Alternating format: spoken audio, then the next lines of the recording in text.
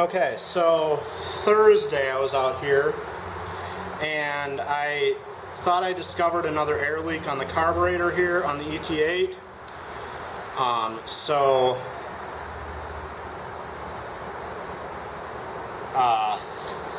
put a teeny bit of grease around that spot I thought air was leaking in, and I'm hoping that that's going to be enough to seal that little spot, because I don't know how to put a mechanical seal on there. But I have it with fuel and batteries and check the spark, and hopefully it'll start. I didn't touch the needle since Thursday either.